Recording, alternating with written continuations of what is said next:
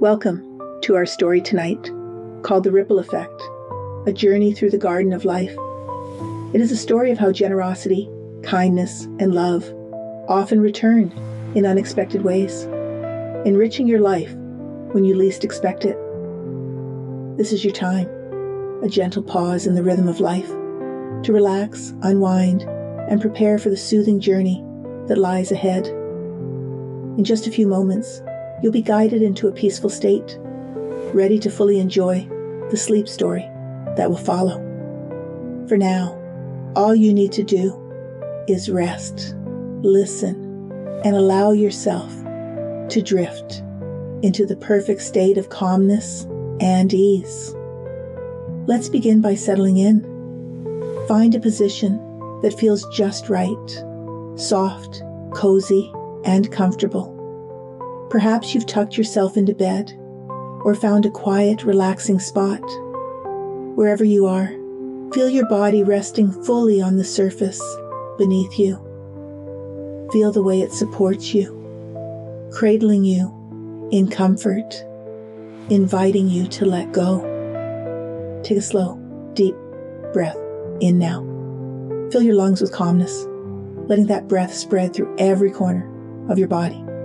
And as you exhale, feel any tension you might be holding begin to melt away. Let your shoulders soften. Let your jaw unclench. Let your body feel a little heavier, as though it's sinking gently into the surface beneath you. Take another deep breath in, slowly, deeply, and this time, as you exhale, imagine letting go of your day. Let go of anything that came before this moment. Thoughts, plans, or worries. They can all wait. Right now, this is your time to simply be. And now, I'd like you to shift your focus to your feet. Notice how they feel, whether warm, cool, or completely still. Imagine a soft, gentle wave of relaxation starting at your toes, flowing in slowly, like the tide coming to shore. Feel that wave gently wrapping around your feet, softening every muscle, releasing all tension. Let that wave begin to travel upward, now, to your ankles, your calves, and your knees. With each moment, feel your legs becoming softer, heavier, as though they're sinking into the surface beneath you. And now, that wave moves into your thighs, your hips, your lower back. It's as though all the muscles here are letting out a soft sigh of relief, relaxing deeply as the wave passes through. Let it continue, flowing upward into your stomach, your chest, expanding with each inhale, releasing tension with every exhale. Feel your breathing slowing down naturally, becoming softer, easier, more peaceful. That wave of relaxation moves now into your shoulders. Feel them drop just a little lower, letting go of anything they've been carrying. The wave flows down your arms, into your elbows, wrists, and all the way to your fingertips, leaving your arms feeling warm, loose, and at ease. And finally, the wave moves up into your neck, your jaw, softening and releasing, and into your face. Feel it relaxing your cheeks, your temples, and the tiny muscles around your eyes. Even your forehead feels smooth and calm now, as if every part of you is at rest. Take a moment to notice how still your body feels now, how quiet, how calm. Your body has entered a state of complete relaxation, and soon your mind will follow, perfectly prepared to enjoy the gentle story awaiting you. Now, let's take a small step further into this peaceful place. I'd like you to imagine a soft, winding pathway stretching out in front of you. It could be a path in a quiet forest, a sandy trail by the ocean, or even a golden path through an endless meadow. Whatever feels comforting to you, let your mind bring it to life now. Picture yourself walking along this pathway at a slow, easy pace. With each step, you feel lighter, calmer, more at ease. Notice the air around you. It feels warm and soft, like a gentle hug. Listen closely. Perhaps you can hear the rustling of leaves, the distant sound of waves, or the chirping of birds.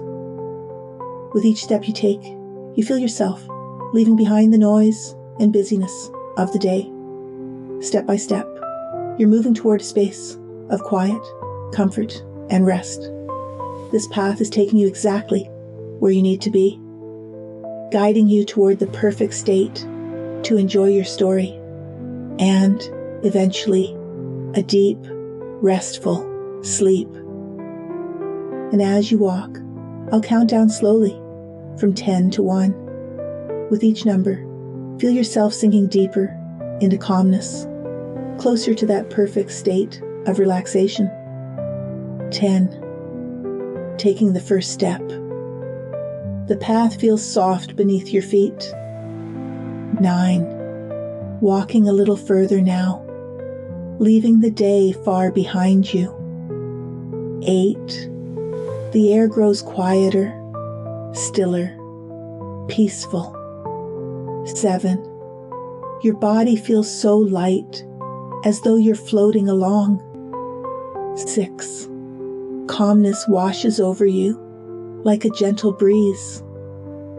5. Halfway there, feeling so safe, so at ease. 4. The pathway begins to glow, softly, warmly, welcoming you. 3. Every muscle in your body has let go completely. Now. 2. Your mind feels still and quiet, like the surface of a calm lake. 1. You've arrived at the perfect state to begin your story. And now, as you rest in this place of calm, know that you are fully prepared to enjoy the sleep story ahead. Let the soothing words and imagery gently guide you even deeper into peace and relaxation, helping you drift closer to the edge of sleep. There's nothing else to do right now, nowhere else you need to be. This is your time to rest, to listen, and to enjoy the gentle journey awaiting you. Let yourself relax completely now, and let the ripple effect, a journey through the garden of life story, begin. And as you settle in now, allow yourself to get comfortable. Physically, yes, but also mentally. Let the part of your mind that works so hard each day take a break, like a gardener setting down their tools at sunset, knowing the soil will carry on, nurturing the seeds that were planted. Because tonight, you're stepping into a story that is not just something to listen to, but something to feel, something to experience in your own way. So, let yourself relax. You might find that as you listen, some parts of the story speak to you in ways you don't need to understand just yet. And that's perfectly fine. You don't have to think about the words. Your mind, like a vast and fertile field, will take in what it needs. And as the story unfolds, it will grow something truly beautiful within you, something you'll carry with you long after the tale has ended. Once upon a time, in a village tucked between rolling green hills and the shimmering edge of an endless ocean, there lived a man named Callan. Callan was a quiet man, a farmer by trade, who spent his days tending a small plot of land. His farm wasn't large, nor was it particularly prosperous, but it provided just enough for him to live a modest life. And for Callan, that had always seemed like enough. But one year, the rains didn't come. The soil turned dry and cracked beneath the sun's relentless heat, and Callan's crops withered before his eyes. day after day, he would look out at his fields and feel a heavy weight settle in his chest. The abundance he had once taken for granted was gone, and with it, his sense of certainty about the future. He began to wonder how he would make it through the coming winter. One morning, as Callan stood at the edge of his barren fields, he noticed something odd. A small bird, a sparrow, was perched on his fence post, watching him with bright, curious eyes. The bird looked frail, its feathers ruffled and its body thin. Callan sighed, feeling a pang of sadness. "You and I are in the same boat, aren't we?" he murmured. "Not much left to go around." And yet, despite his own worries, Callan found himself stepping inside his cottage, retrieving the last handful of grain he had stored away. He walked back out to the fence post and scattered the grain on the ground. The sparrow hopped down, pecking eagerly at the offering, and for a brief moment, Callan felt a strange kind of warmth, like a tiny spark in the middle of a cold, dark night. The next day, the sparrow returned, and this time it wasn't alone. 2 other birds flitted down beside it, their feathers catching the morning light. Callan chuckled softly. "Word travels fast, I see," he said. Again he scattered a small handful of grain, what little he could spare. And as the days went on, more and more birds began to visit his farm. Sparrows, robins, finches, and even a brightly colored jay with a sharp, cheerful cry. One evening, as Callan sat on his porch, watching the birds flit about in the fading light, he noticed something glinting in the dirt near his fence post. Curious, he walked over and knelt down. There, nestled among the dry soil, was a small silver coin. He picked it up, turning it over in his hand, and felt a flicker of surprise. Where did this come from? He wondered aloud. The next morning, another coin appeared, and the morning after that, yet another. At first, Callan thought he must be imagining things. But as the days went on, the pattern continued. It was as though the birds were bringing him gifts, tokens of gratitude for the food he had shared with them. The coins weren't much, just small, weathered bits of silver, but they were enough to buy a little extra grain at the market, enough to keep the cycle going. And so, Callan began to feel a glimmer of hope. Each morning, he would scatter grain for the birds, and each morning, the mysterious coins would appear. It was as though a hidden hand was guiding events, weaving together small, seemingly insignificant acts into something greater than he could have imagined. But life is rarely so simple, and Callan's story was about to take an unexpected turn. One day, while he was in the village market, a commotion broke out. A stranger, a tall, cloaked figure with a voice as sharp as broken glass, was accusing a young boy of theft. The boy, no older than 10, stood trembling, clutching a loaf of bread to his chest.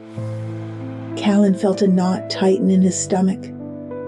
He knew what it was like to face hunger, to feel the gnawing emptiness that could drive someone to desperate acts. Without thinking, he stepped forward.